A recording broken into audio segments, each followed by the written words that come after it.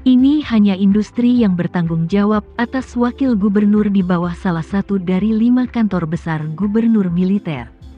Jika ada wakil gubernur yang ditugaskan ke Eropa Barat yang ekonominya berkembang, maka lingkaran tertutup yang dia pimpin mungkin memiliki nilai pasar lebih dari ratusan miliar dolar. Dengan cara ini, kekuatan aset kantor gubernur pasukan kanan mungkin dengan mudah melampaui kekuatan keluarga Renza. Tama tiba-tiba memikirkan bibi kecilnya lagi, dan dengan cepat bertanya, apa identitas publik wakil gubernurmu di masyarakat? Apakah dia akan berpura-pura menjadi taipan bisnis?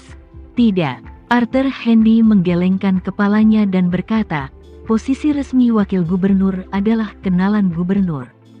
Ada juga panglima gubernur di bawah, dan kemudian ada utusan khusus seperti saya. Mereka yang memiliki sumur identitas yang diketahui umumnya sangat rahasia. Identitas publik saya di Turki adalah inspektur kualitas pabrik tembaga rantai ini. Saya bertanggung jawab untuk memeriksa pemeriksaan kualitas semua tambang tembaga yang memasuki pabrik. Jadi saya datang ke Siprus dengan kapal yang dibenarkan. Identitas publik wakil gubernur kami adalah akuntan pabrik kilang tembaga. Akuntan, Tama mengerutkan kening, dan berkata, jadi, orang yang bertanggung jawab atas pabrik rantai tembaga memiliki status lebih rendah dalam lingkaran tertutupmu? Ya, Arthur Handy mengangguk dan berkata, ketua baru saja mengadakan pertunjukan. Adapun orang-orang yang bertanggung jawab atas industri lain, mereka hanyalah juru bicara yang diatur oleh Black Mamba. Banyak dari mereka adalah keturunan penjaga kavaleri. Tama bertanya kepadanya, apa, keturunan penjaga kavaleri? Ya, Arthur Handy berkata lagi, setidaknya ada 50 perusahaan di bawah lingkaran tertutup kita. Tama bertanya dengan rasa ingin tahu, karena kamu sangat memperhatikan kerahasiaan. Bagaimana kamu mengelola 50 perusahaan ini untuk memastikan tidak ada rahasia yang bocor? Tidak mungkin semua karyawan dari 50 perusahaan ini adalah orang-orangmu sendiri, bukan? Arthur Handy menggelengkan kepalanya dan berkata, sebagian besar perusahaan tidak memiliki hubungan yang jelas satu sama lain atau dengan wakil gubernur. Selain itu, tidak semua perusahaan milik kami. Kami memiliki begitu banyak personel, tetapi setiap perusahaan orang yang bertanggung jawab perusahaan semuanya adalah keturunan penjaga kavaleri. Keturunan penjaga kavaleri? Tama bertanya, mengapa mereka keturunan penjaga kavaleri? Arthur Handy menjawab, karena penjaga kavaleri yang gagah berani semuanya dipromosikan dari tentara yang berkorban mati yang berkinerja baik. Bahkan melakukan layanan berjasa. Jadi untuk membuat penjaga kavaleri yang gagah berani ini memiliki keunggulan psikologis atas tentara yang berkorban mati. Black Mamba secara khusus mengizinkan setelah setiap 3 anak yang mereka miliki, mereka dapat mengeluarkan anak ketiga dari status penjaga kavaleri. Terpisah dari identitas penjaga kavaleri berarti keturunan ini tidak harus berlatih seni bela diri sejak kecil, tetapi menerima pendidikan formal di asosiasi Black Mamba sejak kecil. Dia dapat mengenyam pendidikan dasar dimanapun dia berada. Misalnya, Turki memiliki 4 tahun sekolah dasar, sekolah menengah 4 tahun dan sekolah menengah atas 4 tahun. Konten sekolah dasar dan menengah anak dipelajari dalam pertemuan clearing. Setelah memperoleh status hukum di sekolah menengah atas, ia belajar di sekolah menengah umum setempat di Turki. Kemudian mengikuti ujian masuk universitas biasa. Setelah lulus dari universitas, dia dapat langsung mengambil saluran rekrutmen sosial untuk bekerja di perusahaan dalam lingkaran tertutup kita. Secara bertahap dilatih sebagai penerus perusahaan yang berbeda.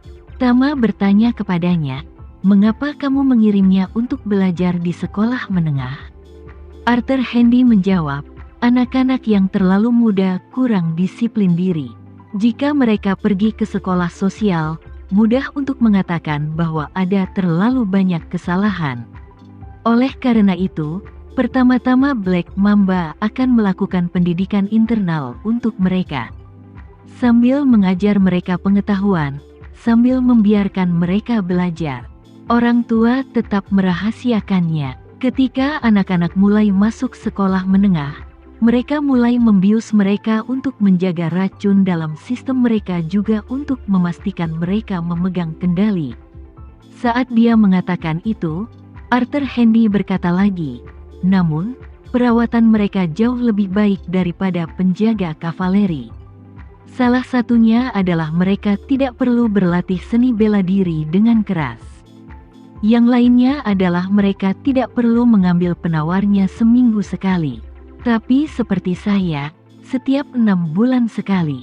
Jika mereka belajar keras dan memiliki bakat nyata, mereka akan dapat hidup di masyarakat sebagai elit kerah putih. Bahkan pengusaha terkenal setelah mengambil alih perusahaan di masa depan. Kondisi kehidupan mereka akan jauh lebih baik daripada penjaga kavaleri. Ketika Tama mendengar ini, dia tidak bisa membantu tetapi tiba-tiba menyadari. Dari sudut pandang ini, bibi kecilnya dan anggota keluarganya tidak boleh dianggap sebagai anggota berpangkat tinggi di Black Mamba. Kemungkinan besar mereka juga keturunan penjaga kavaleri. Mereka memiliki kesempatan untuk menjalani kehidupan normal di masyarakat nyata. Memikirkan hal ini, Tama bertanya kepada Arthur Handy, selama bertahun-tahun kamu berada di Black Mamba, pernahkah kamu mendengar bahwa Black Mamba mengirim orang ke masyarakat, dan kemudian dengan sengaja membuat orang ini dekat dengan orang tertentu dan menikah? Sehingga mereka bisa menikah? Apakah itu akan menjadi agen rahasia yang akan ditempatkan Black Mamba di sebelah pihak lain?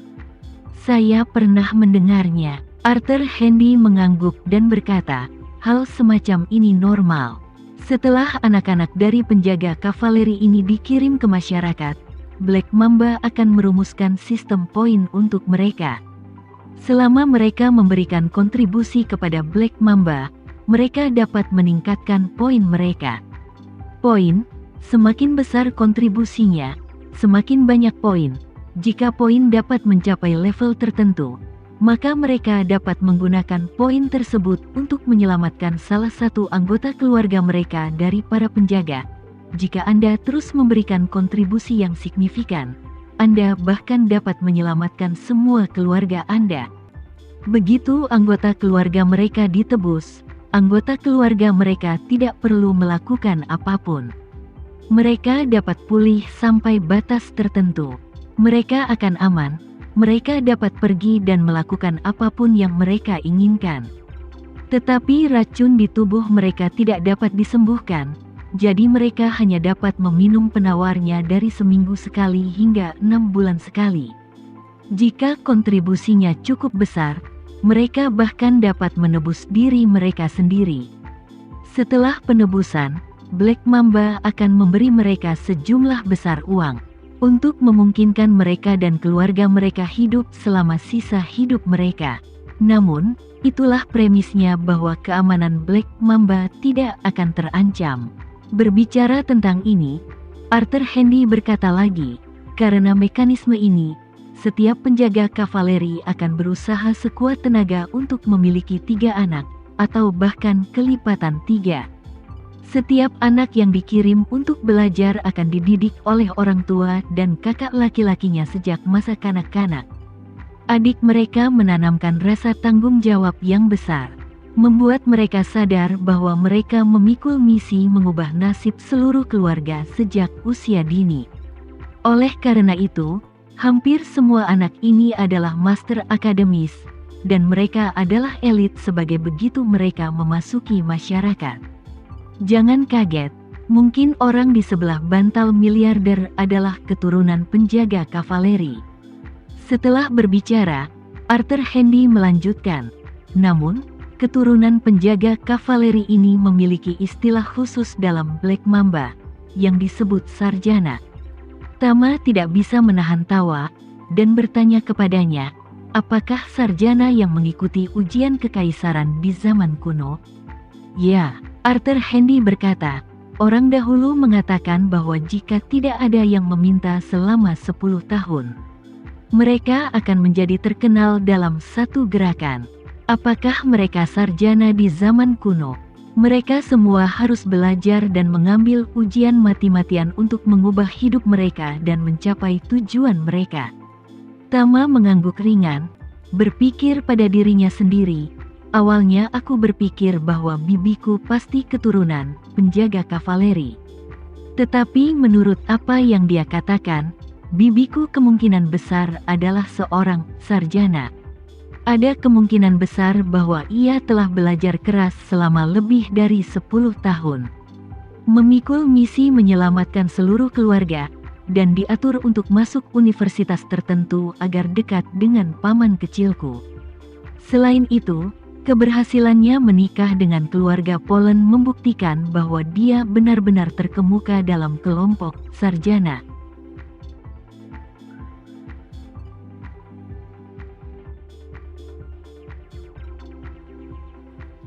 Sekian dulu ya video kali ini, kita lanjutkan lagi videonya di lain waktu. Oh iya, bagaimana menurut kalian? Semoga bisa sedikit menghibur kalian semua. Untuk teman-teman yang baru nonton, jangan lupa subscribe ya, hehehe. Dan kalau teman-teman ada yang ingin gabung langganan, bisa langsung gabung saja untuk dapat fitur yang menarik dan sedikit membantu Mimin. Terima kasih banyak sudah menonton, sampai jumpa lagi, bye bye bye.